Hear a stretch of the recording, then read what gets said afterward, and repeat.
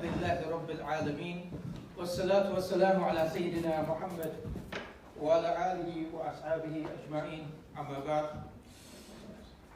السلام عليكم ورحمة الله وبركاته.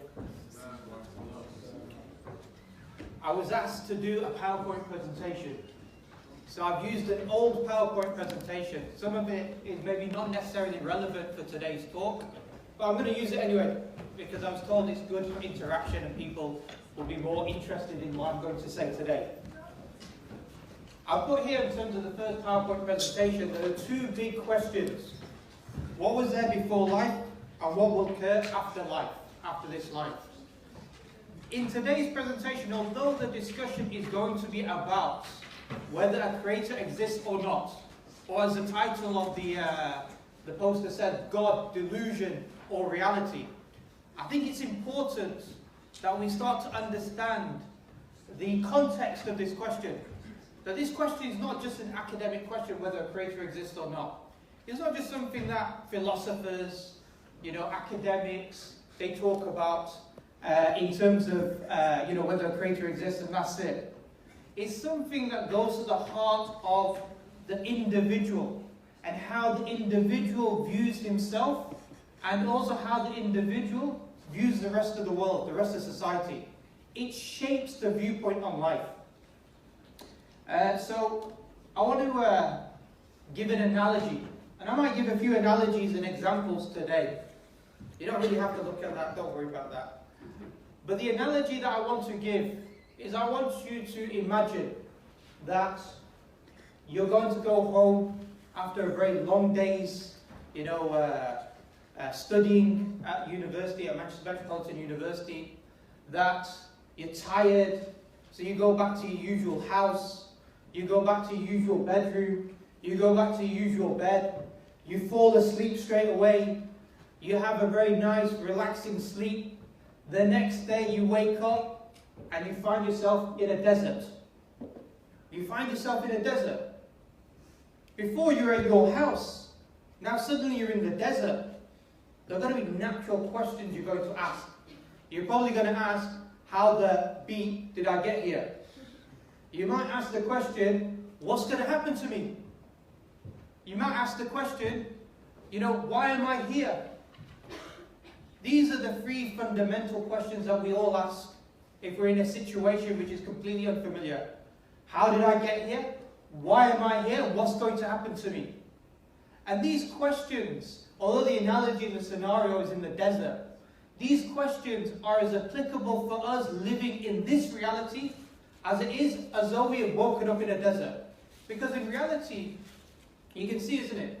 When we came from, we came to this reality, this life. How did we get here? We came from non-existence to existence. So the natural question that comes in our mind is, how did we get here? Why are we here? How did we come from non-existence to existence? And what's going to happen to us? And in this question is what's going to happen to us after we die. So there is a natural set of questions that we're going to ask. Just like the one who wakes up in the desert is going to ask, how did I get here? But the problem occurs is that when we ask this question of, why are we here? Like with the person who wakes up in a desert, he might ask this question. That person in the desert, that's a very burning set of questions. How did I get here? What am I doing here? What's going to happen to me? But after a while, he starts to feel a bit hungry. So these thoughts at the forefront of his mind, they start to become at the back of his mind. So he starts looking for food. Then he hears a lion roar. So he gets a bit scared. So suddenly he starts to run away, look for shelter. Then he's looking for water. So what you find is that this person, these very burning questions, these obvious questions suddenly become distracted in that person's mind. He's no longer seen as an important set of questions. He's got more pressing needs or immediate needs before him. But in reality, all of these actions that he's doing, looking for food, looking for water, looking for shelter, they don't address the fundamental question, which is what brought him there in the first place. And in the same way, we find this with regards to ourselves in this life. We came from non-existence, We suddenly find ourselves in this existence, this life, and we're naturally asking these questions. Why did we get here? How did we get here? What are we doing? What's going to happen to us after we die? But then suddenly we become distracted. We have lectures. We've got to get exams. We've got to get a career. We've got to get a job. We've got to get maybe a car, maybe a driving license. And suddenly, from those burning questions which are the forefront of our mind, they become to the back of our mind. They don't become as important. But I think it's really, it's important to understand that irrespective of our differences and our, distractions in this life, this question still holds as the most fundamental question for us all. Because answering this question, where did we come from? Where are we going? What's our purpose in this life?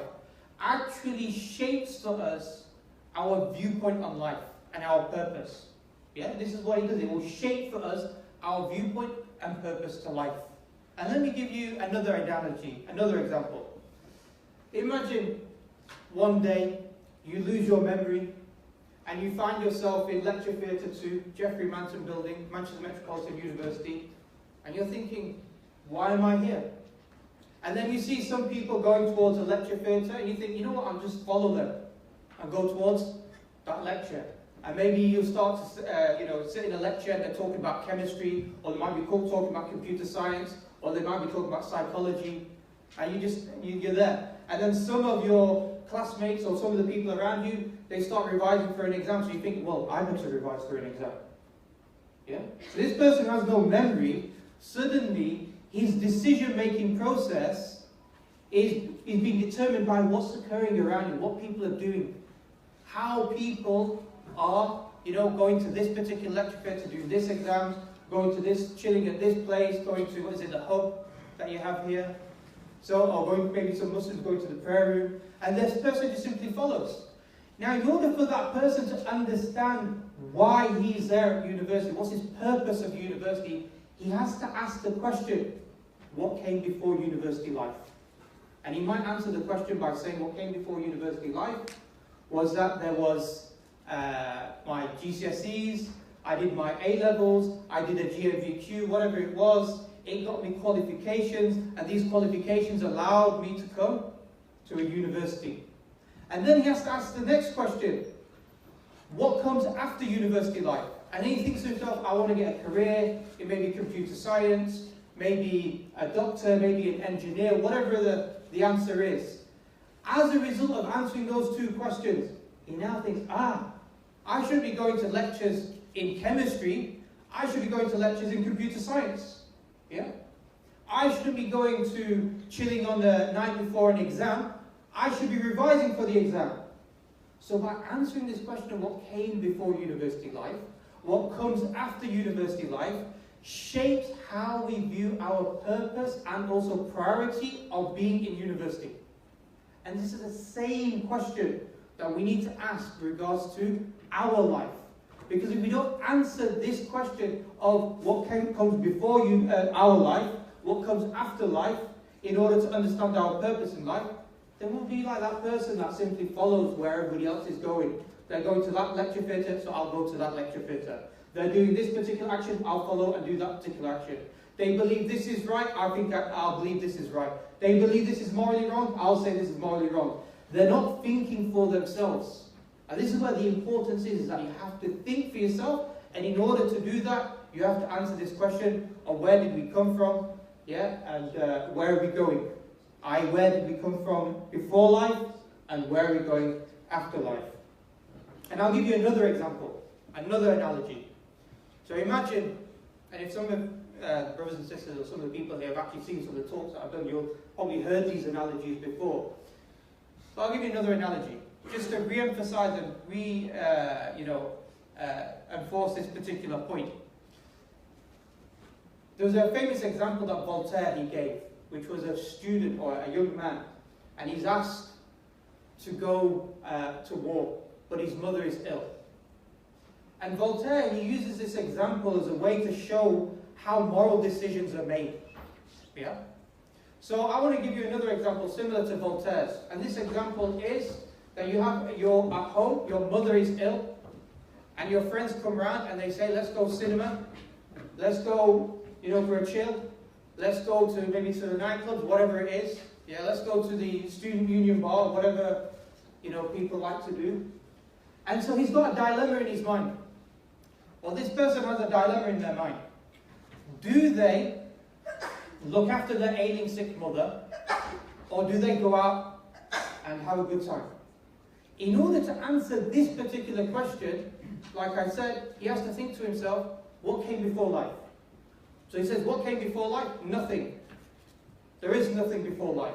I came from non-existence, from dust, and then he answers the question, what comes after life? And he says, nothing. Nothing comes after life. So as a result, he says, the brother's here coming towards me, so I don't know if he's trying to put something on me. And he said, no, I'm joking. Just going to switch up the mic.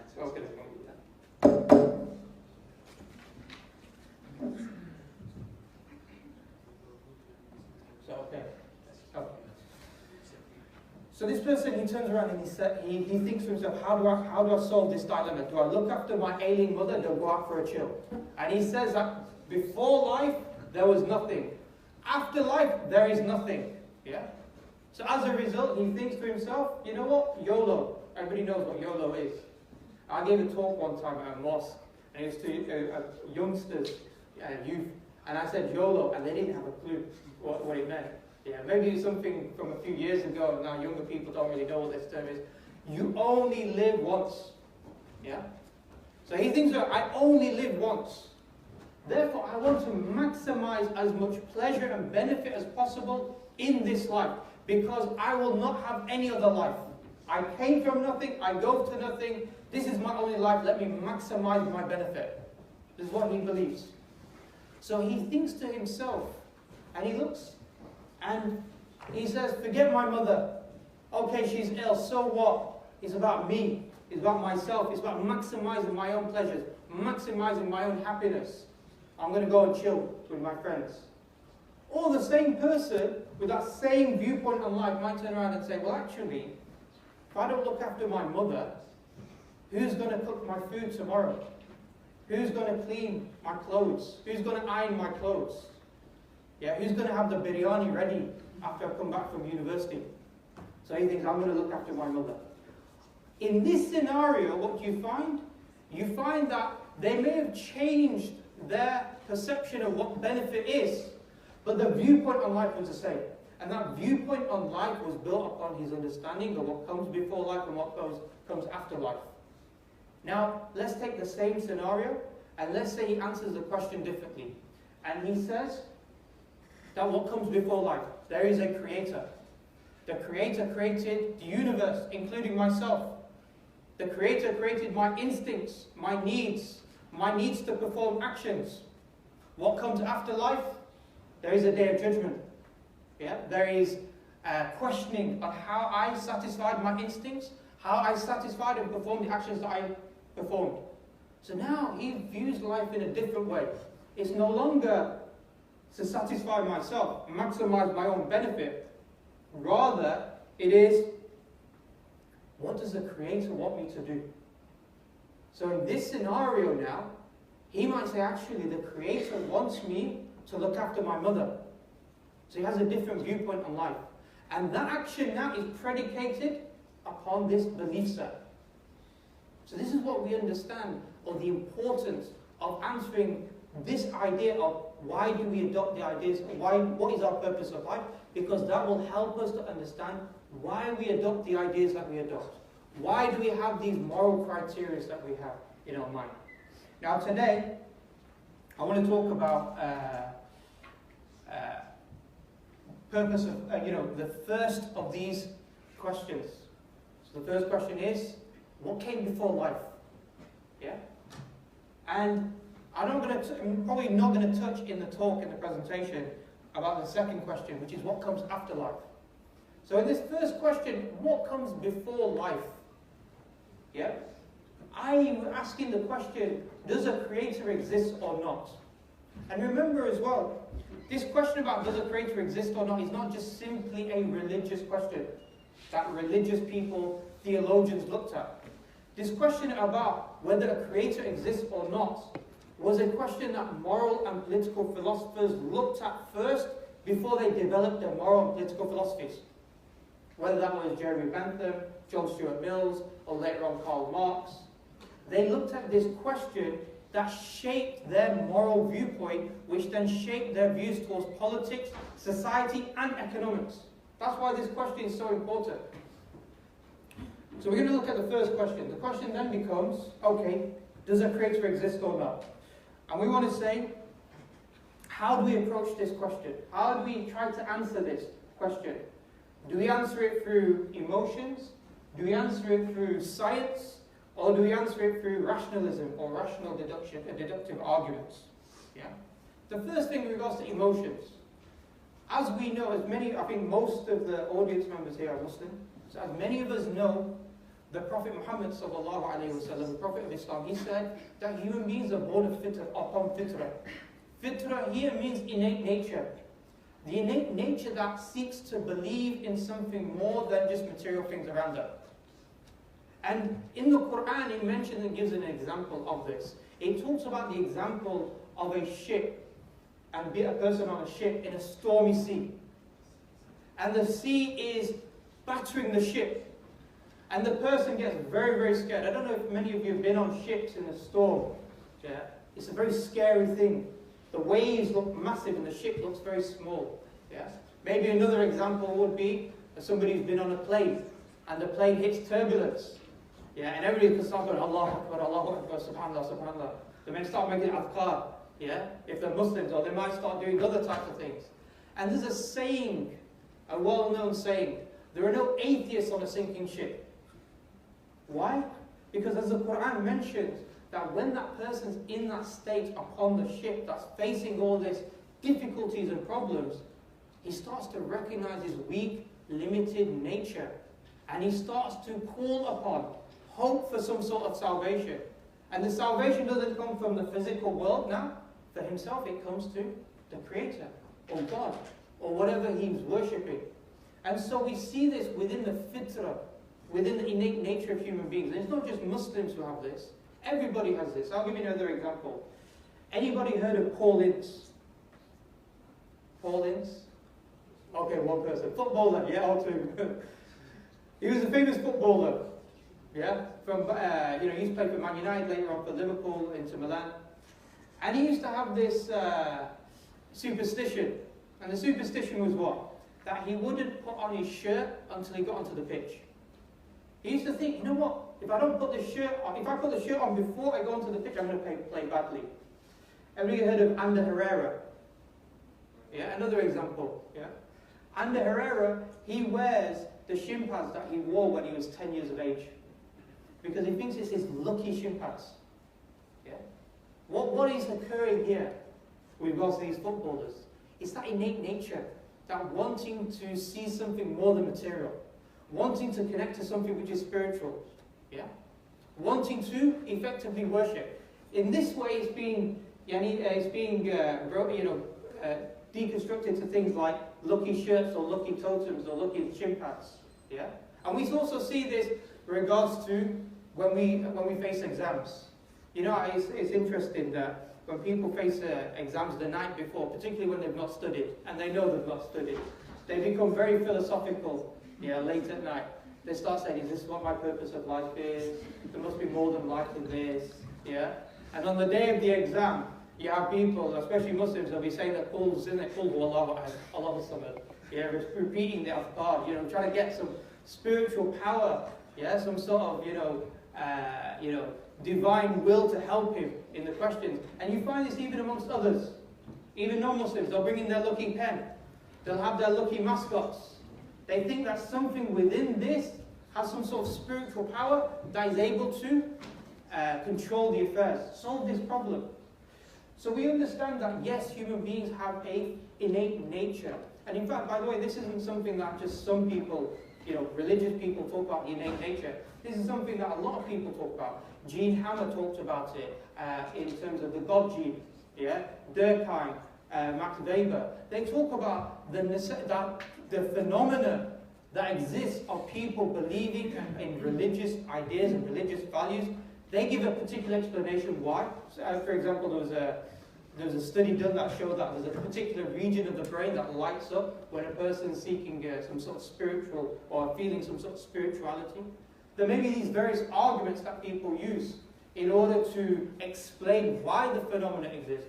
But in reality, we can sense that the phenomena exists, that people want to worship, want to see something more than matter, sanctify, reverse things.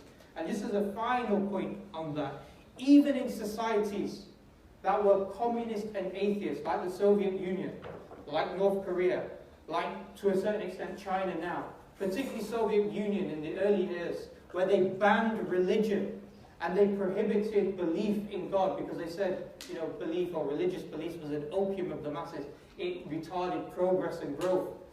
So even in these societies, they weren't able to remove the belief in Creator from the people.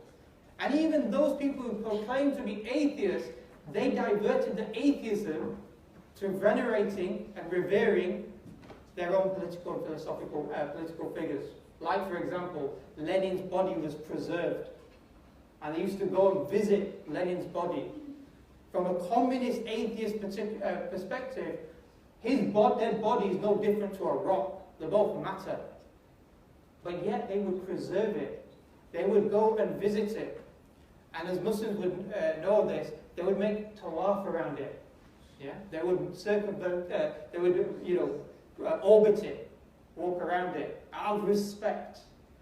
In North Korea, the founding father of the communist state in North Korea, they preserved his body and they make ruku to it. They bow to it out of respect.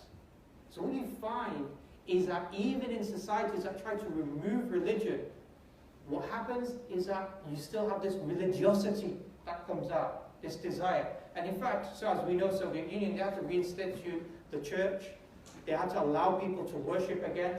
And so they weren't able to get rid of it from the psyche and the mentality and the personalities of the people. So the question then becomes, okay, emotions, fitra, we do have this, but we can't just use the fitra on its own. The emotions on its own might lead to different conclusions. So we need something to guide the emotions. And that's the rational or the thinking process. And this thinking process, by the way, is something that is emphasized within the Quran and has been spoken about by the scholars who made tafsir or explanations of the verses of Quran, the Quran being the book that the Muslims refer to. For example, Allah subhanahu wa ta'ala in the Quran it states, فَعْلَمْ أَنَّهُ لَا إِلَهَ إِلَّا اللَّهِ and فَعْلَمْ and have knowledge that there is none worthy of worship except Allah. Imam Juwayni, rahimahullah, he was a famous scholar of Islam from 1,000 years ago. He was a teacher of Imam Ghazali. And he was also known as Imam al-Haramain, the Imam of the two holy mosques, Mecca and Medina at his time. He explained this verse in his book Al-Irshad. And he said that this verse commands every sane adult to believe, to prove to themselves that Allah exists, that the Creator exists, and that the Quran is the word of the Creator. That this is what he said. He said, why? Because the command is to have ilm, is to have knowledge. In Arabic you say ilm. And ilm in the Arabic language means to have knowledge with certainty. And then he explained the only way to get certainty is through a rational process. And then he goes on to explain how rationality is a definite thing, it actually exists, we're not skeptics. And then he explains certain processes and then certain arguments in regards to that. So this idea of going back to the Quran and the Quran reinforcing to us that we should be using our mind is something part of the Quranic method. And it's part of our heritage as Muslims, that we believe that you have to go back and prove your belief is correct. Even for a Muslim. Because when Imam Juwayni mentioned this, he wasn't talking about non-Muslims have to go and use their mind. He actually said this is the first obligation upon a Muslim. Yeah, when they reach maturity, yeah, that they have to go and be convinced why they're Muslim through a rational process for that. So I've spoken a lot, and some people might say, well, yeah, we've not even talked about the proof of the existence of the Creator. I came to talk about God, delusion, or truth. But I think it's important that we place the discussion about belief in a Creator in its rightful place. Now, there are two, so we understand one, purpose of life is very important. Secondly, that we have an innate nature that wants to worship. And thirdly, that we need to use some sort of intellectual process in order to guide our innate nature to the correct conclusions about the nature of the universe. So there are two processes. One's through science as a thinking process, and one is through rational thought, or rationalism, or deductive logic, or deductive reasoning.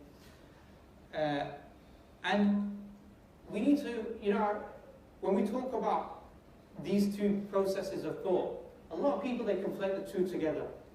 And therefore they think that in order to be rational means you have to be scientific. And you can't be rational, which is different to being scientific. That there are two different methodologies of thinking. They think there's only one, and really the only one is science, and that's it. If it's not science, it's not rational. If it's not rational, then it's irrational. And so as a result, they say belief in a Creator is not rational. But what they actually mean is belief in the Creator is not scientific, not empirical. So, what do we mean? We need to break these terms down. What do we mean by science in particular? So, anybody who's doing science at the moment? Only two people. Maybe a few more. Four. So, let's think about, okay, doing science when we're at school. Yeah? And if you remember, you used to have those Bunsen burners. You used to have those tripods, wire gauzes. You'd have a beaker. Yeah? Remember, does that make sort of familiar? And then you were told that when you had to write up a science paper, yeah, so maybe you were boiling water, you want to know what the boiling point of water is, that you want to know what the boiling point of water is, then you would turn around and you would say, okay, we have to write it in a particular way. Does anybody know what that particular way was? What would you start off with? Hypothesis. I don't think my mic's working. Hypothesis, yeah. Hypothesis. What's the second one? So you write your hypothesis, your aim, your method, results, conclusion. Yeah? Does that make sense? Is it sort of coming back to us now? You used to do those little tables and you do a graph and then you would give a conclusion at the end of it. So you'd have an introduction or an aim or hypothesis. You would have a method. You would then record the effects of your experiment as results, and then you would have a conclusion. That is your scientific method. All science papers, whether you're at school, secondary school, or whether you're doing a postdoctorate, will follow that pattern. Because that's called empiricism, empirical thought. Or that's the approach to scientific method. There may be some tweaks, but that's generally the case.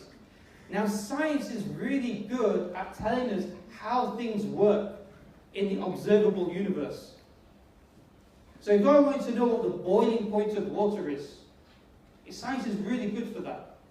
If I wanted to know about particles and how they affect other particles, science is really good at that. If I want to know about photosynthesis, science is really good at that. But what science can't do is when things are outside of the experimental range or experimental field. When something is non-observable, non-testable. And some people might turn around and say, yeah, but if it's non-testable, if you can't observe it, it means it doesn't exist. But we make rational judgments on non-observable things all the time. All the time. Let me go back to the example of the person who wakes up in a desert. And he's walking around. And he sees in front of him an oasis. He sees trees, he sees grass, he sees water. He thinks, yes, I'm saved. So he walks towards this oasis in the desert. And he sees in this oasis, he sees a wooden chair. He sees a wooden chair. And he's going to go through certain thought processes. Intuitively, we know what the conclusion is. But let's just go through his thought process. He's going to look at the wooden chair. And he's going to think, could he have grown like that? Could the trees have grown like that? Could the reptiles, the snakes and the scorpions fashion the chair? No. Or is it the case that there must be an intelligence that produced that chair? And he's going to come to that third conclusion. There must be intelligence. Why does he come to the conclusion there must be an intelligence? Well, yeah, obviously he's seen chairs before, and he knows that chairs are made and created, but he's never seen that particular chair before, and he's never seen that particular chair being created, but yet his conclusion would be rational. Even though he's never seen the person who's made the chair. He's outside of the experimental field, but he can make these conclusions. And in fact, if we go into a little bit more depth about what he's actually doing, he's thinking, okay, the chair's made out of wood. But just because I've got wood, does it mean I have a chair? No. Just because I've got wood doesn't mean I have a chair, because the wood could be a table. The wood could be a cup. The wood could be any number of possible things. Yeah? Just because you've got wood doesn't mean you're going to have a table. It's not necessary for it to be a chair or a table. So it could be any possible things. So as a result, I understand there must be something other than the chair and other than the wood that caused it to become a chair. Does that make sense?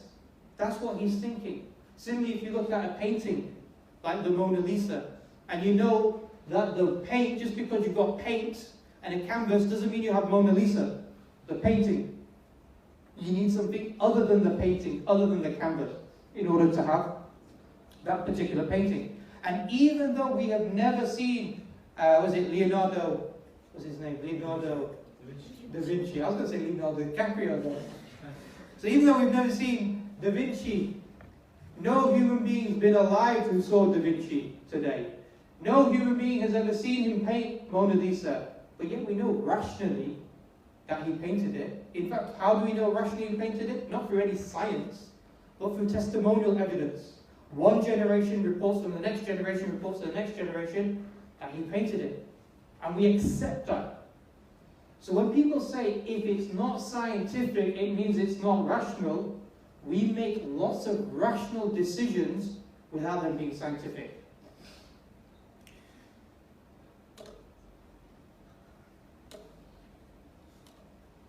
I don't know why I'm going through this, but I'm just So anyway, so what do we mean by rational process? We say rational process is where we make a deductive argument, or we make certain conclusions based upon these four components: reality, senses, the brain, and previous information. Any rational thought will have to have one of these, or not one, all of these processes to take place. And I'll explain a bit further in terms of what we mean and how we use this. But just to give you an example, if I was to ask you, how would you describe the colour red to a blind man? You wouldn't be able to, would you?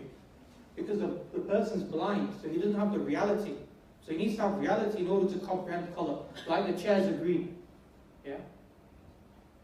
Similarly, if I was to ask you the question, what does Coke taste like? Coca-Cola Coke, not the other Coke. What does Coke taste like? You say, well, Coke tastes like Coke. Yeah. Or you might turn around and say, it tastes fizzy. Yeah, it tastes sweet. It has a bit of caramel in there. So you're using previously sensed reality that you stored in your mind to describe the reality. And obviously you need senses in order to sense it, and you need a brain that will link the reality to the previous information. This is what we mean by the rational thought process, which is different to a scientific process. So to continue very quickly. So now we understand, okay, we can use something other than science called rationality. And now that we can look at, that we need to have a reality to sense in order to make certain conclusions, we look at this issue of the belief in the Creator, certain arguments that people use for the belief in the Creator.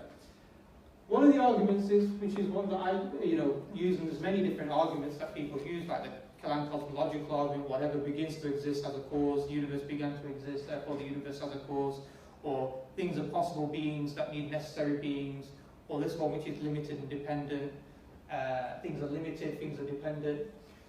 These are various arguments. But let me just go back to that example of the wooden chair. as an example. Yeah? We said just because you've got wood doesn't mean you have a chair.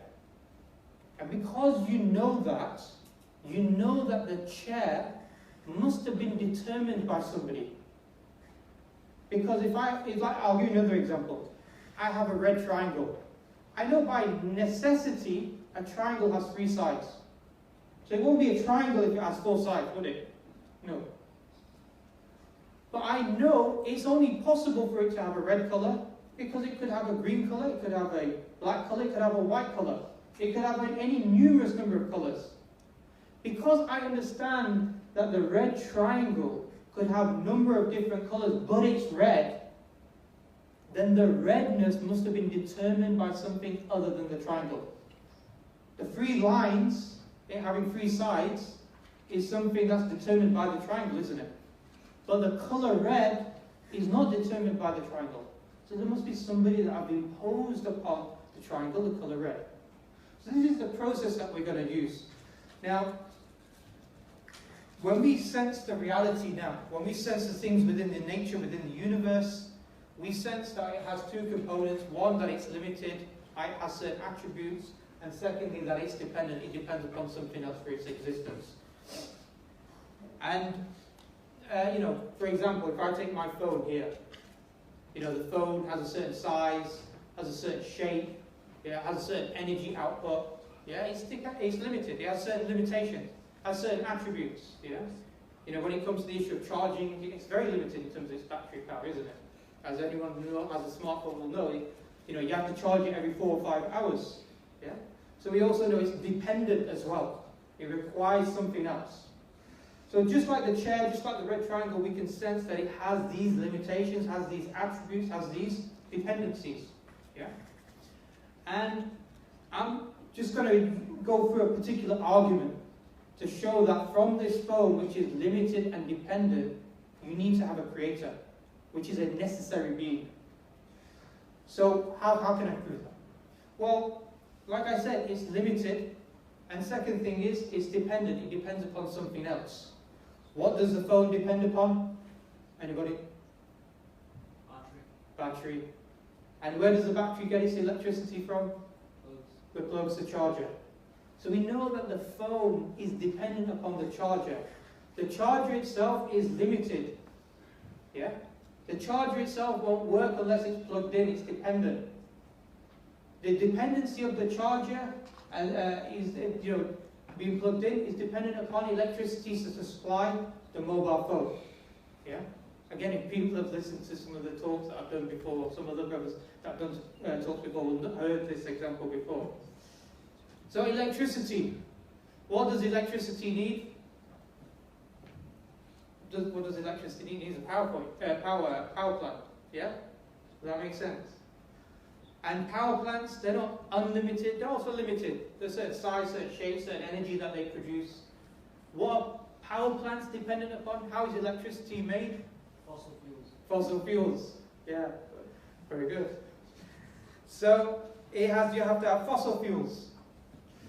So what happens in a power plant is you have fossil fuels that burn, they heat up water, the water produces steam, the steam moves the turbines cause a magnet to rotate around a metal coil, or between a metal coil, and that creates an electrical field. I'll tell you what, you probably weren't realizing you're going to get an electron on energy and electromagnetism. But this is how it works. So actually my mobile phone, for it to work, I first needed to plug it in, I needed to have electricity, I needed to have a power plant, I needed to have fossil fuels, I needed that to produce steam in order for my phone to work. So really my phone is steam powered. Steam powered. So the next question becomes, okay, what about the fossil fuels? Where do the fossil fuels come from? Where does the coal, the oil, the gas come from? Dinosaurs. Plants. Or fishes, if it's oil. Decayed matter, organic matter. So when you look at these plants that have decayed over millions of years, because they don't just become fossil fuels, you need to still have a process. It's still dependent upon a particular process. This dependency is not determined by itself, by the way. It's part of something that's imposed upon it to make the organic matter, the plants, into fossil fuels. Yeah? So over millions of years. Where do plants, what are they dependent upon? Sunlight. Yeah? Photosynthesis. Remember that one at school. So you need to have light. So for my mobile phone to work, I need to plug it in, I need to wait for the electricity, I need to have a power plant working, I need to have fossil fuels, I need to have it producing steam, I need to have had plants that existed millions of years ago that over a process of pressure and heat became fossil fuels. I need those plants to be dependent upon the sun. So my mobile phone is actually solar powered. Yeah? It's not just steam, it's solar powered. So then we ask the question, what about the sun? Sunlight comes from the sun. Yeah, what's the sun? Again, it's limited. Has a certain size, has a certain shape, has a certain mass, has a certain amount of energy output. And also the sun is dependent. What does the sun depend upon? Is it fusion of hydrogen? Oh yeah, fusion of hydrogen. We've got, was it cosmologist, astronomer? Yeah, mashallah. So yes, the fusion of hydrogen. So it's going into a bit of technicality here, but the technicality is not the important thing. The important thing is to recognize you've got limits and attributes of things that we observe which are dependent.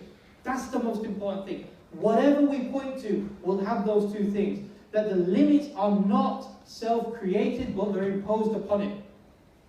So what happens when you have fusion of hydrogen is that, you have this gas and dust that exists within the universe called nebulas. And over, a period of time, these gas and dust comes together, or the gas comes together, hydrogen gas comes together under the force of gravity. And then they start to cause a mass. And then this mass then starts to put pressure upon the core of the core of the star. And the hydrogen gets forced together to produce helium, or heavier atoms. And when you create bonds, what do you do? And in chemistry, you release energy.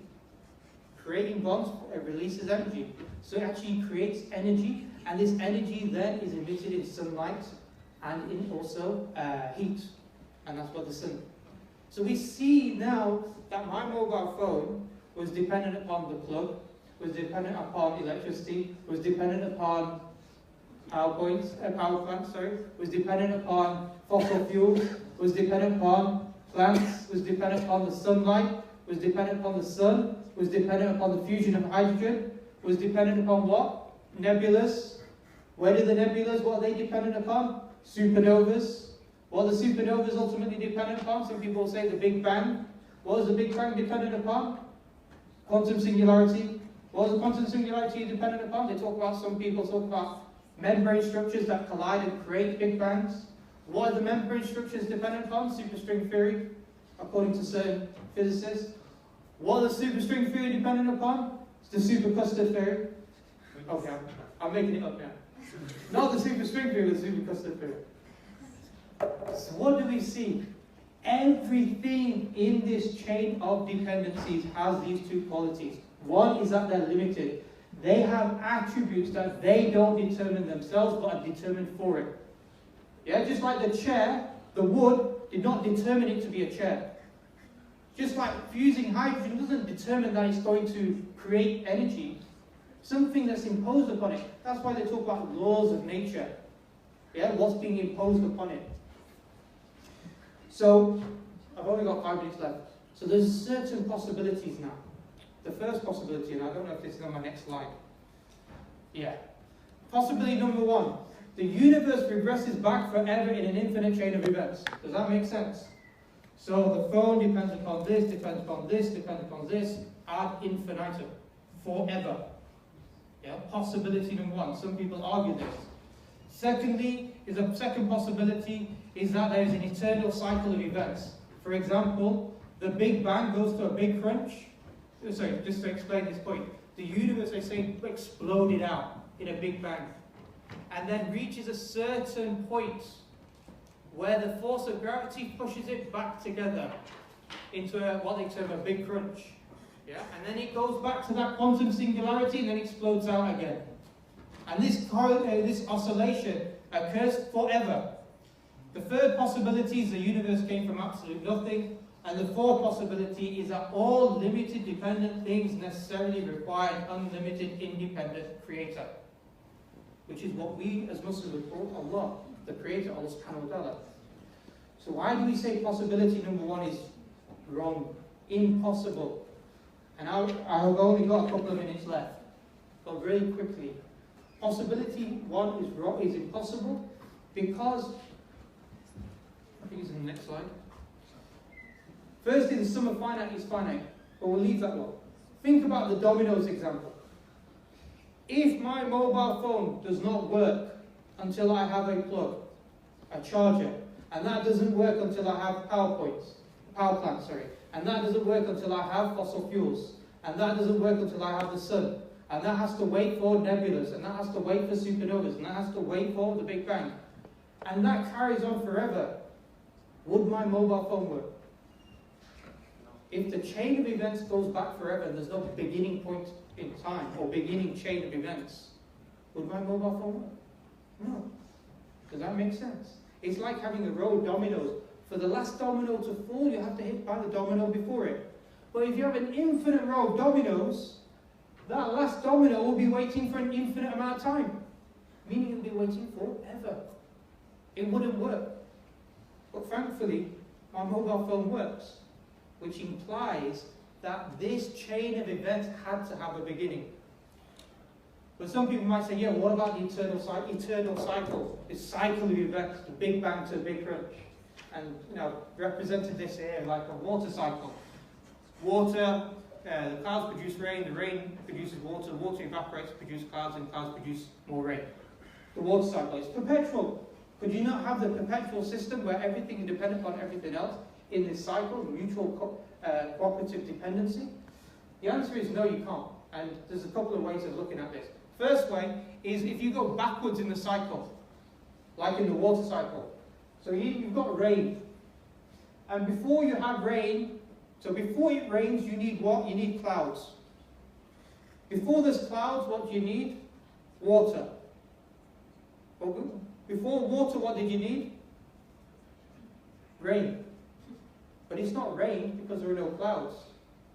And there's no clouds because there's no water. And the reason why there's no water is because there's no rain. Yeah? So when you go backwards in the cycle, you realize that things will not exist until something initiates the cycle in the first place.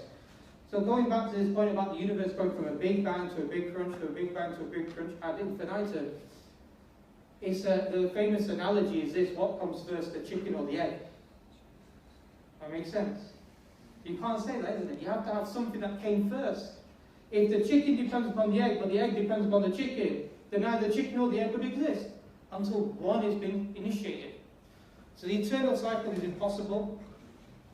The third possibility is something from nothing.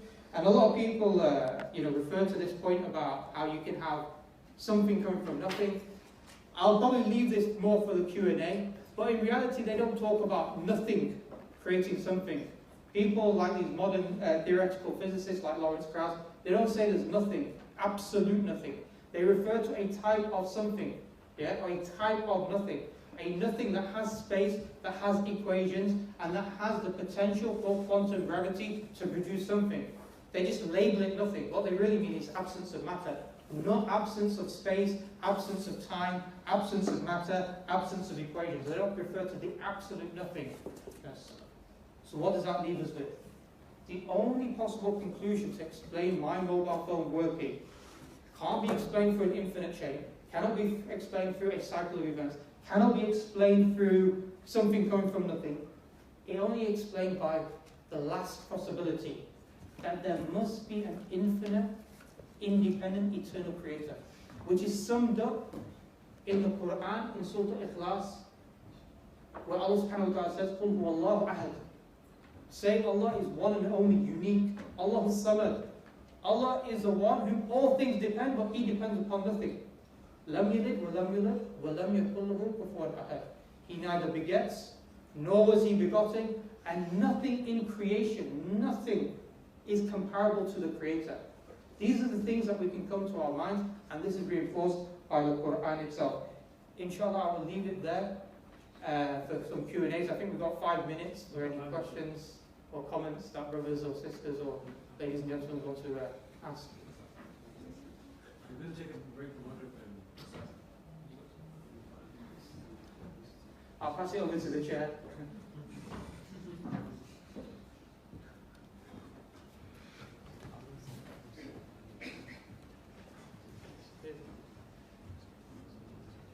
Inshallah, we're going to take a break now for Maghrib, and the rooms are available where we can pray is G226, 227, 228, inshallah. And we will resume, inshallah. Anyone has any questions, we can take some questions now and then we can start. Yes, so we have 5 minutes still. What time, Maghrib? Alright, taking past. So we can take some questions, inshallah. So if anyone has any questions.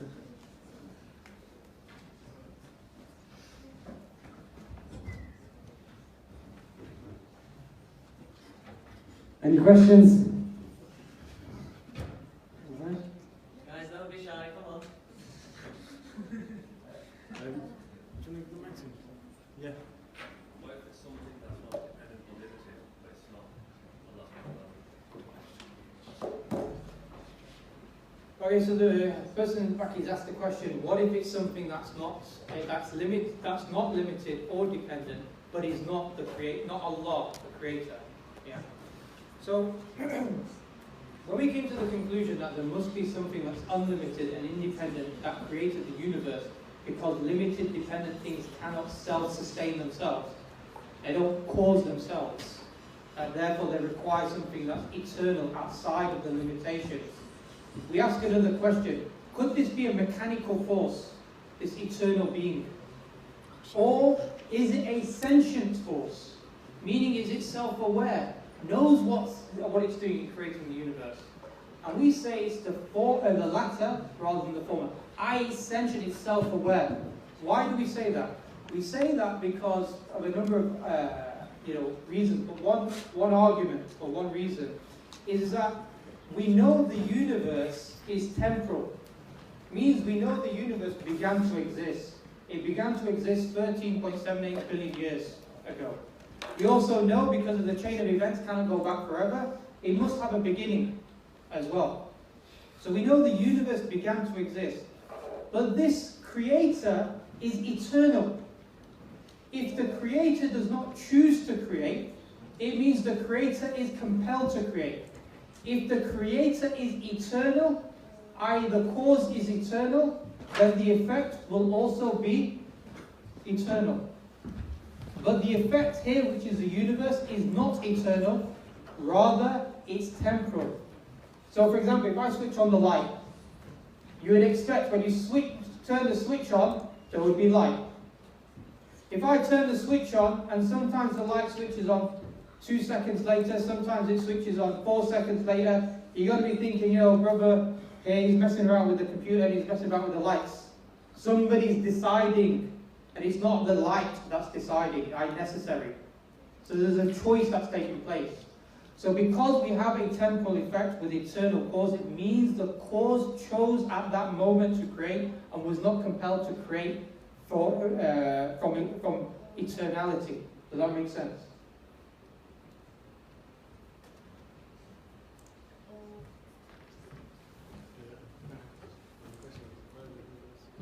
Any questions? Anyone else? Okay, I'm just loading up Slido. It's like an anonymous type of place where you can ask questions online. There will be a code up, inshallah. It probably will be set up after Maghrib, so if you do have any questions and you want it to be anonymous, do wait till Maghrib time, inshallah.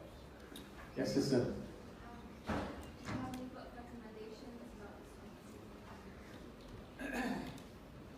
There's a few books and articles out there. Interestingly, a lot of the Muslim scholars of the past wrote about this.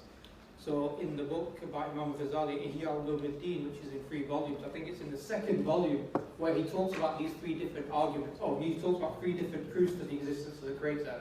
One was an argument by design. One was the argument to say that the universe was temporal, had a beginning to its existence. And another argument that he used was a contingency argument, which is that things that exist are only possible things. They don't have to exist. Like when I boil water, you know, it boils at 100 degrees Celsius, but that's only a possible value. It could boil at 110. It's not the water that's determining it, what it should boil at. So it could be at any value. So there must be something outside of the water, therefore outside of nature, that determines that the water should boil at this particular centigrade. Yeah. So he discusses that. Obviously, Imam Juwayni, he talks about some of the proofs of the existence of the Creator in his book Al-Irshad, which is also translated into English. And you know, the modern philosopher today, William Lane Craig, actually borrows heavily from the arguments of Imam Ghazali, Imam Juwayni, Ibn Hazm, many of the early Muslim scholars. That's why the title of his book is called Kalam, Cosmological Argument, and he uses some of these arguments. I think also there's a brother called Hamza Sources, he wrote a book called The Divine Reality as well. So there's a number of different you know, lectures, books, articles that I've written out there, and those are just three that I can think of.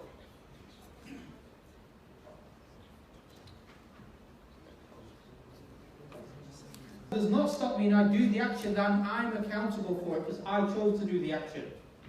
Yeah? So I do actions based upon the permission of the Creator. Yeah? And Allah subhanahu wa ta'ala, the Creator in the Quran, mentions this point, which is that Allah subhanahu wa ta'ala has shown to the children of Adam the two paths, guidance and misguidance, and allowed us to make the choice by His permission, whether we choose guidance or whether we choose misguidance. This is part of our free will that Allah subhanahu wa ta'ala has created within us. Second question we have here is, how do we comprehend God, a being greater than creation, with our limited understanding and our logic that we've come to understand as the truth? Okay, it's a good question actually. Right, okay, so let's go back to that desert example. In the oasis, we find a chair made out of wood. I automatically understand that somebody must have designed it. Yeah, so I've come to the conclusion because of the implication of the observed event, which is the wooden chair. There must be an intelligence behind it. Somebody must have created it, or somebody must have fashioned it.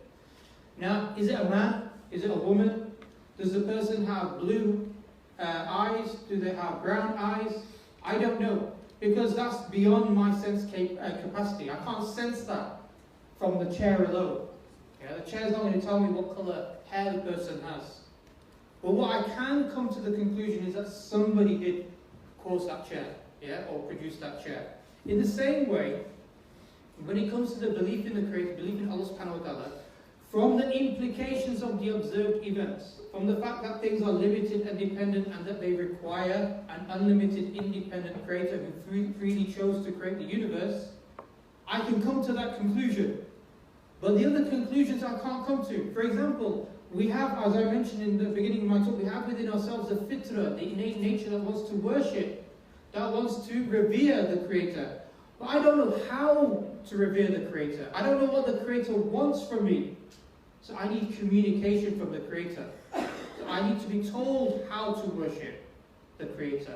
And that comes in the form of the message, and that comes in the form of having messengers that are sent from time to time. The last of them was the Prophet Muhammad sallallahu alaihi wasallam, may peace and blessings be upon him, who was sent with the message which was the Quran.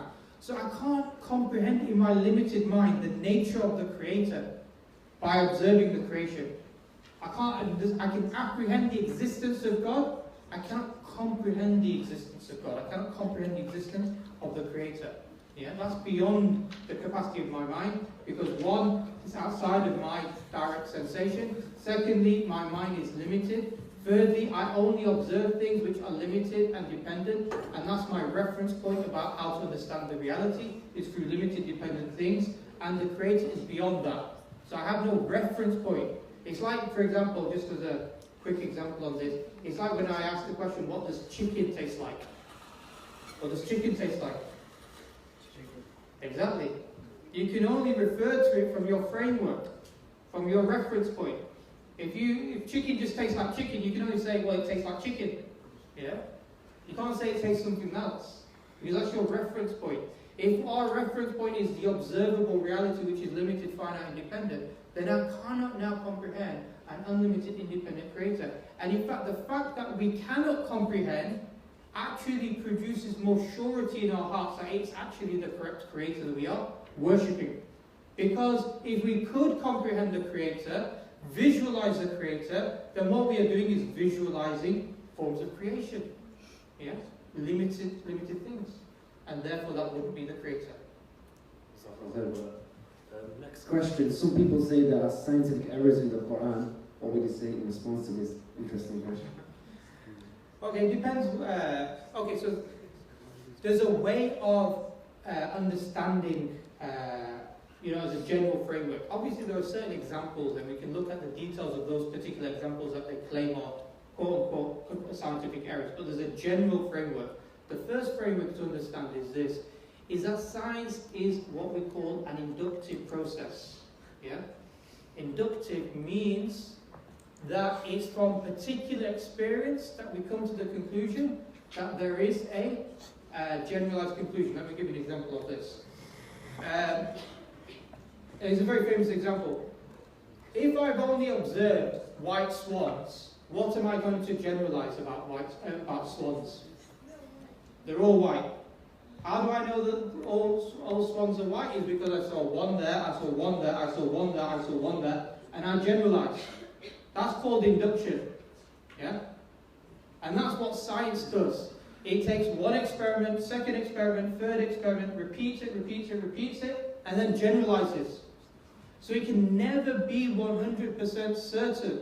So for example, I can say water boils at 100 degrees Celsius, but am I definitely certain that all water boils at 100 degrees Celsius? No, because I've never experienced all water. I might have experienced my kettle at home, my Bunsen burner boiling the water in the glass beaker. Yeah, I might have done various experiments. I might have done 1 billion experiments, but it's still not all water. Yeah, unless I've sensed the whole of the universe and all water that exists in the universe and tested its boiling points at room conditions. I can't say that. So as a result, science has always got a degree of error or possibility of error within it. And I'll give you one other example of this. One of the most popular medicines that are given out is aspirin 75 milligram. Now aspirin 75 milligram is given out because it thins the blood. Yeah? And when it thins the blood, it prevents heart attacks or strokes. And so anybody who's got diabetes, anybody who's got a heart condition, anybody who's got potential stroke are given aspirin 75 milligram. Millions of patients, tens of millions of patients will be on this medication worldwide. Yeah? Any medicines that are licensed for a particular treatment undergo 10 years worth of experimentation. 10 years. So I've got to go quicker, so I'm just insane. So there's a lot of science that goes into testing it. A couple of months ago, they did a meta-analysis, which means a large analysis of aspirin 75 milligram. Even though millions of doctors or hundreds of thousands of doctors in this country supply this as a medicine, guess what they found out? After decades of giving this as a medicine for potential to prevent strokes and heart attacks, what did they find out? Actually, the harm is greater than its benefit. Yeah, and doctors shouldn't be prescribing it. So what does that tell us? Is even the most scientifically verifiable aspect, like medicine, there's still a possibility of error within that. So if you've got a conflict between what the science says and what's mentioned in the Quran, understand that science has a potential error, whereas what we believe what's within the Quran is definitive by other methodology to prove it. Yeah. Next question is, how much of belief is spiritual and how much is rational? How do you convey the spiritual side effectively? Okay. So let me give you an example of this. Imam Ghazali, he gives an example, and he talks about the emotions, and he talks about the relationship that has with the mind.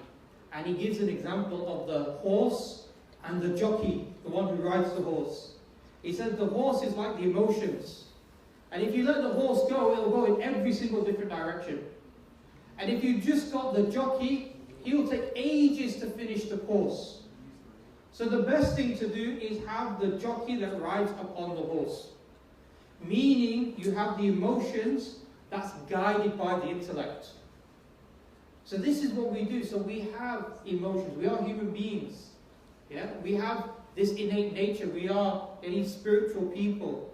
But what we do is we don't just worship anything. Hug a tree. Yeah? Rather, we understand what the mind directs us to, where our worship and spirituality should be, which is the Creator, Allah subhanahu wa ta'ala, unlimited, independent, etc.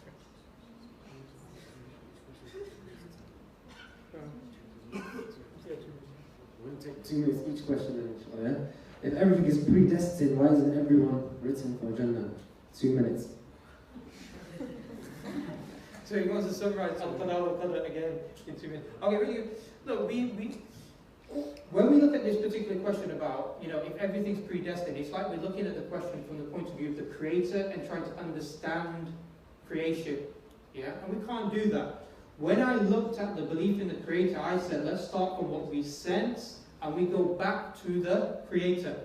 And in fact, this is similar to the 2 previous questions, but one of those questions was, how can we comprehend the nature of the Creator? We can't.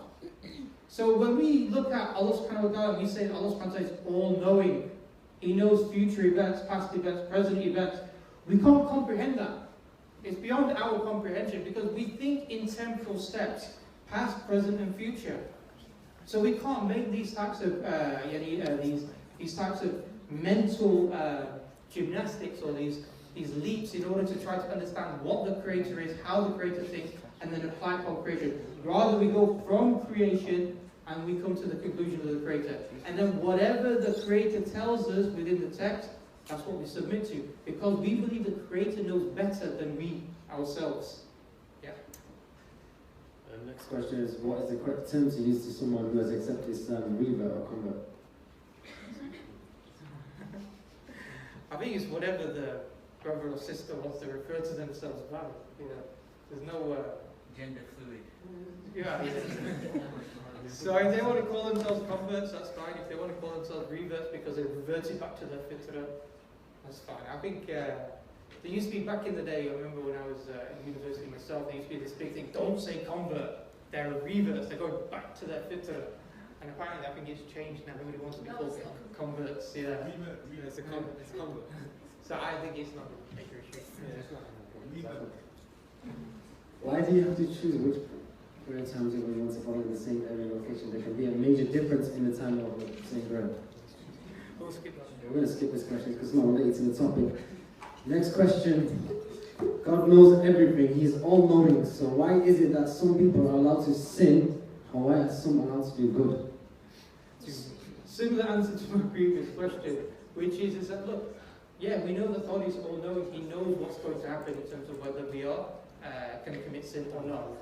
If the Creator says, actually, I'm going to stop all people from committing sin. If the Creator does this, then what will happen is you won't have free will. And maybe it's the case that in order to allow people to sin and commit evil, that will allow people to make independent, moral, just judgments. Yeah? That's the only, effectively that's the only way. And maybe that's how the Creator wanted to create the universe, where human beings are able to make moral judgments and therefore choose to come to the worship of the Creator or choose to reject that. Famous question, why does God allow evil to exist? Okay, so similar answer to the previous one. If God prevented all evil, yeah? Think about it. God prevented all evil. Then that means that no person can commit a sin, no person can maybe kill, no person can commit a morally wrong action. If God prevents anybody from the capacity to commit any morally wrong action, that would mean that you would have no free will. Yeah? And that defeats the purpose of our purpose of life. The purpose of life is not to create this world as a Jannah, as a heaven, where it's perfect. The purpose of this life, as the Quran mentions, as Allah subhanahu wa ta'ala mentioned, is we are here to worship.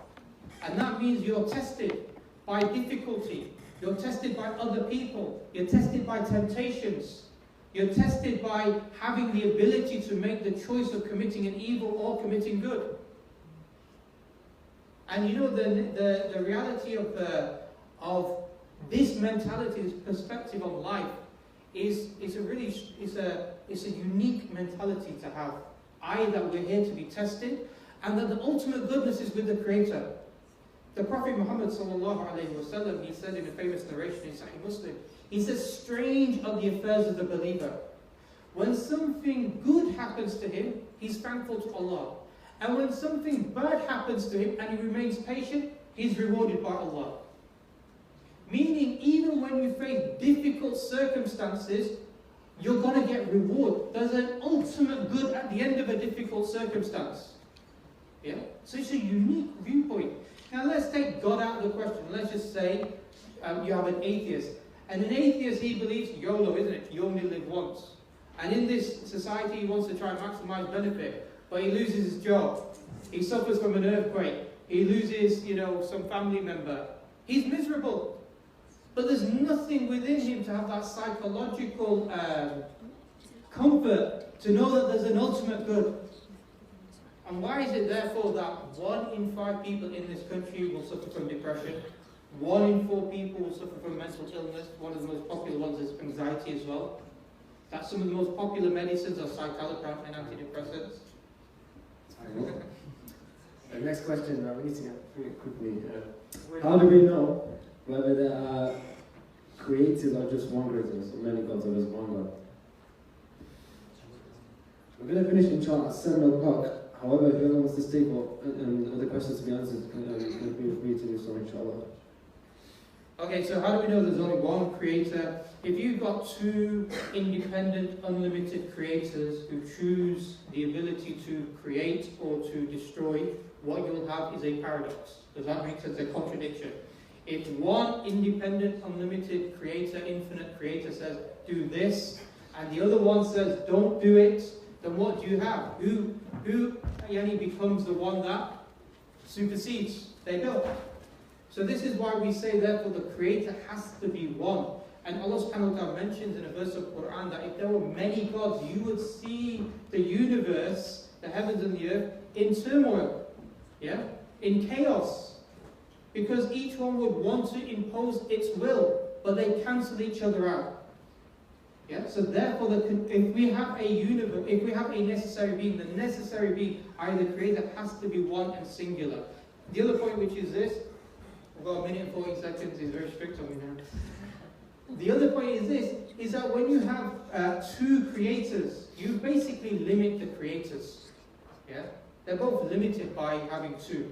Because what you have is a body composite. You have more, when you have 1, 2, 3, 4, you have a composition. And any composition is always limited. So as an example, when we say an infinite sum of finite things, is that right? Infinite sum of finite things. We say it's impossible. It's a paradox. As soon as you have the ability to add things up, then you have limitations. Now some people are saying, yeah, but numbers, they go on forever. But imagine if you counted from 1 and you kept on counting. When you get to infinity, you never get to infinity. Even if you count forever, by the way, you'd never get to infinity. They would say it's finite but unbound.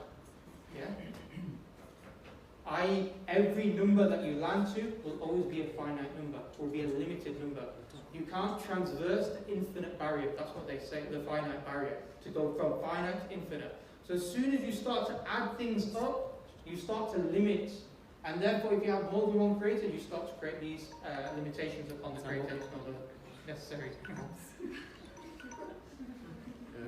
We're going to have to skip some questions as well. The next question will be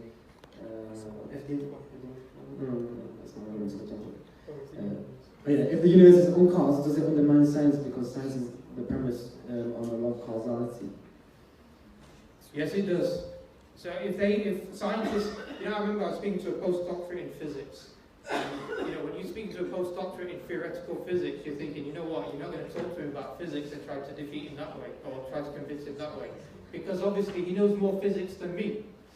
But he made this point. He said, in science, there are certain observations and conclusions that deny causality, is what he said, or seems to deny causality. And I made the point that causality is an axiom in science, has to be assumed. You know, for example, when we take water and put it in a beaker and we boil it up, what are you doing? You're applying the cause. What's the cause here? Fire. And what you're recording, the effects. What's the effect? Boiling of water. So when you look at the scientific method, it has to assume causality, has to assume it for it to work. For example, you take a plane, and what do aeronautical engineers do? Is they take a plane and put that plane in a wind tunnel, i.e. a smaller version of it. And then from that smaller version of the wind tunnel of that plane, they then scale it up. But it can be scaled up because of the principle of causality, and the idea that things have patterns within nature, and then we can identify. So if I conclude from a scientific premise, from a scientific basis, that you can have cause, so you can have an uncaused effect, then I undermine the science that it rests upon. Yeah? And therefore the whole scientific method and its conclusion becomes incorrect. By the way, if people want to raise their hands and ask further on this. Has anyone got any questions? Just want to. Yeah, sure.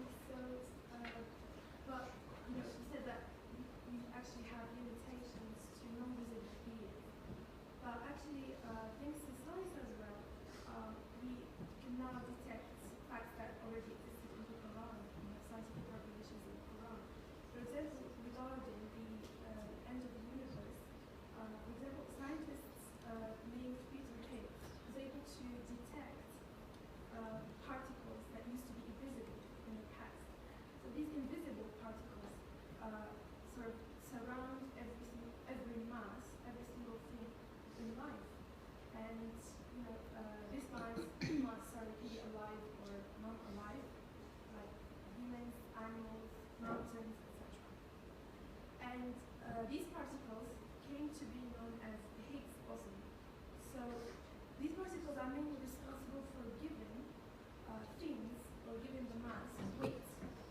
So, and this scientist said that without these particles, things in the universe lose weight. And as a result, the universe collapses entirely.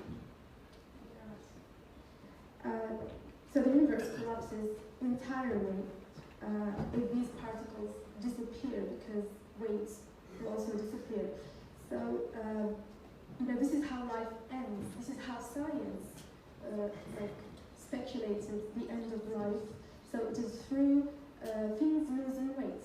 And Islam actually speculated in the Quran about the end of the universe in Surah Al-Qari'ah, where he said, يوم يكون الناس بسم الله الرحمن الرحيم القارعة ما القارعة يوم يكون الناس كالفراش المبثوث وتكون الجبال كالعهن المنفوش.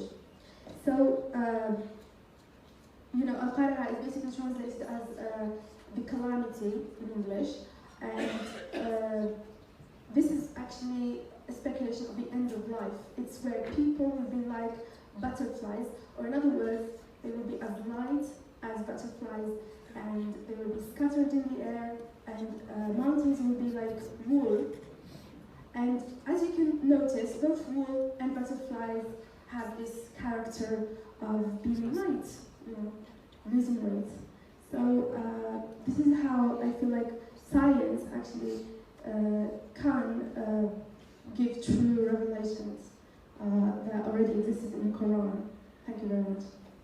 Just a point or comment that I think the issue is this: is that we're not saying that science is bad and evil. What we're saying is science has a role, and it's a limitation towards it, which is the observable universe, and therefore we limit it to that observable universe. What other people, a lot of atheists do, is that they say actually science denies the existence of God, or that God can't be proven by science. And all our argument is this: is actually science has a role, and its role is not to answer this particular type of question in regards to that. Now there are interesting, verses of Quran which seem to suggest that it predates what modern science has discovered. You know, and you know, we can learn and read some of these verses of Quran. But I would say this: be very careful, which is two things. One, science changes. An example: embryology that's mentioned in the Quran. They used to interpret those verses in the Middle Ages according to the science of Galen.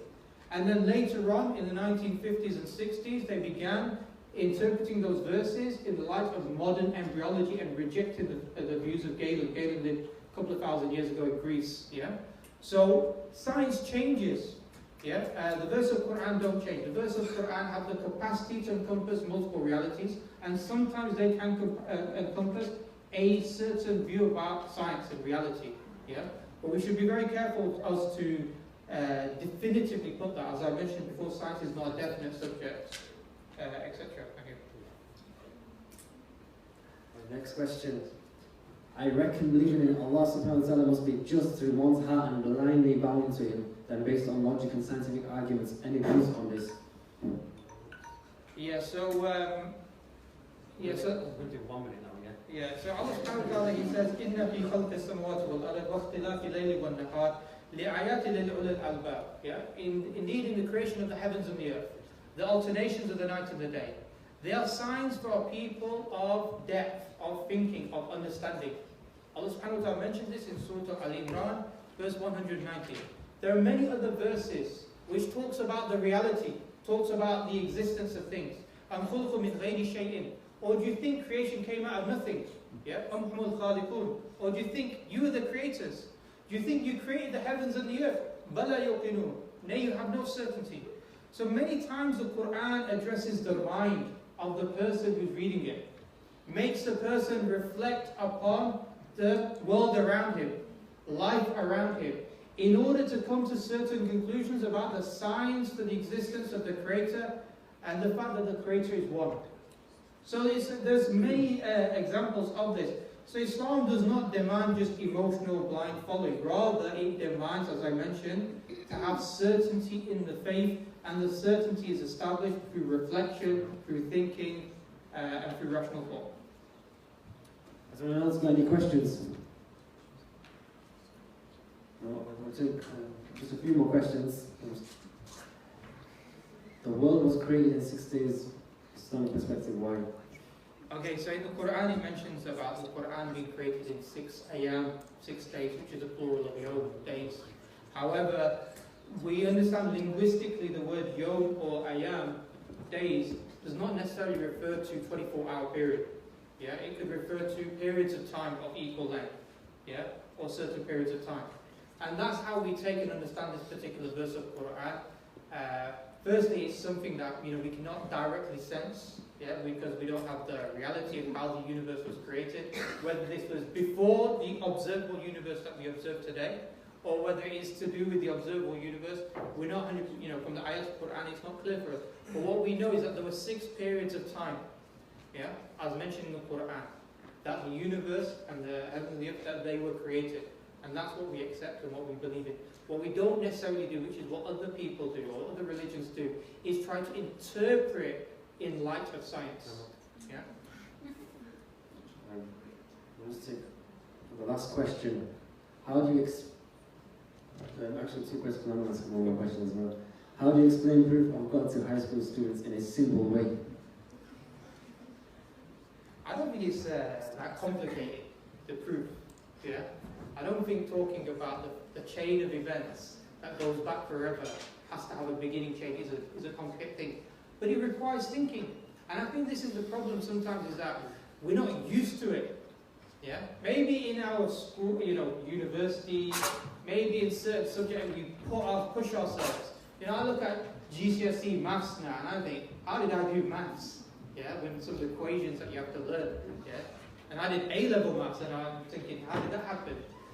Or when you find a lot of people where they really focus upon, other areas and they go into the nitty-gritty. Oh, Ole Gunnar Solskjaer, how did he change the tactics from Jose Mourinho?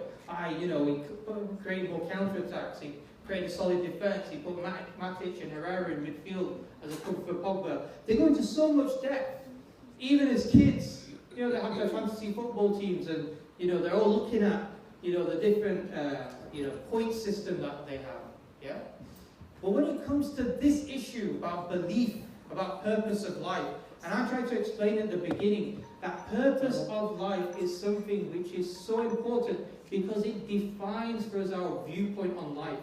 And so answering this question should take you time, should make you, force you to think deeply on the subject matter. Yeah? And if you do that, there's only one conclusion, that the Creator exists, and that also we believe that the Quran is the word of the Creator. Okay, we'll actually take this question. Is it easier to convince atheists or people from other religions that they can accept God more easily but like retain previous beliefs? To be honest, it's a good question. I think what it is, it's not about whether they're atheists or whether they believe in another religion. It's about whether they're open and sincere in looking at the question. Yeah? If you get a person that's open and sincere, they will be easily convinced. But if they're not open, if they're like strict atheists or strict Christian, that's it, I accept it, I'm not going to accept any arguments, completely closed off, then it's very difficult. And that's where the skill of talking to people comes in. Because you need to make them think about and reflect upon the ideas that they hold.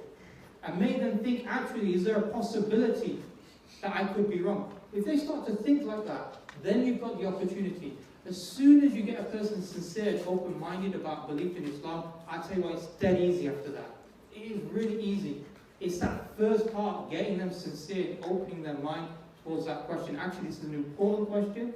I need to look at it, I need to answer it, and let me look and study the arguments that Muslims present, or is within Islam itself. So for any questions which have been dismissed because they're irrelevant, how can we get in touch with you? Well, contact the Islamic Society. I'm sure they will pass their details on the questions on to me, and I'll pass it to them. Okay, yeah, we'll close that. I just got one question as well. Final question. Time up. Time up. Not for me. So when you're speaking about the infinite regress, obviously it has to be an independent being, a necessary independent being. Why does that have to be God? Why can't it be, let's say, when they say matter, energy, some say matter, energy is eternal, matter is eternal, so why can't it be that? That's independent. And we'll give that 2 minutes. What's interesting is this, is that even atheists, when they turn around and they say that there is no eternal creator, have to invoke some sort of infinity or eternality. Yeah? So they'll say energy. So the first law of thermodynamics, which I'm sure everybody knows, first law of thermodynamics. Energy cannot be created or destroyed, transformed from one form to another. Meaning that they say that energy is eternal. Or they will say that there is an infinite number of universes out there. Yeah? Multiverse theory. In order to explain why this universe has the properties that it has. Because all these other universes have different properties. So you have lots of atheists out there that actually try to believe in something that's eternal. Yeah? And what we're saying is that if it's eternal, it has to be eternal or infinite or independent in all its respects. It can't be eternal or independent in one and limited in another, because by definition it's limited. So energy is not eternal. How do we know energy is not eternal? Because it resides within the universe, and the universe had a beginning. Therefore energy had a beginning. Even if people say, yeah, but how do we know the universe began? We could simply say, we could simply say, well, actually the universe as an energy is defined by its equation. What's the equation for energy? E equals mc squared. When you have an equation, it's defined, it's limitation. Yeah? So these are things that are limited, and therefore they're dependent, that they exist. So the only thing you can point to is really an unlimited independent creator.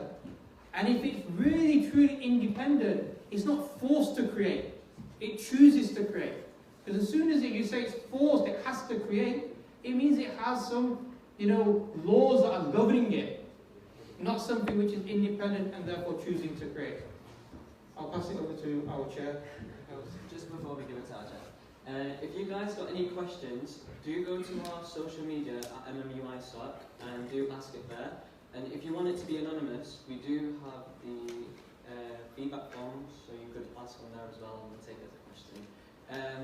And last thing, if you want our email instead to contact us through that, you can come to the front and I'll write it down for you, inshallah.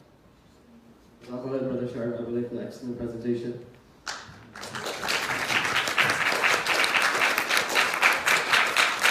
So just to make an announcement for the talks that we have coming. So tomorrow, inshallah, there'll be Feminism, Masculinity and Gender Roles by Anna Hassan in Business Group. And on Thursday, inshallah, Introduction to Islam by the EF Dawah team, Hamza Mayat, Brother Imran, Brother Abbas. And on Friday, here is Prophet Muhammad, peace be upon him, by Brother Shabir Yusuf.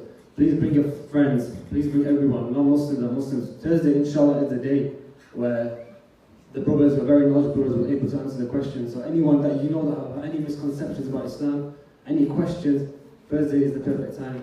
I hope to see you tomorrow, inshallah. Assalamu alaikum wa rahmatullahi wa barakatuh.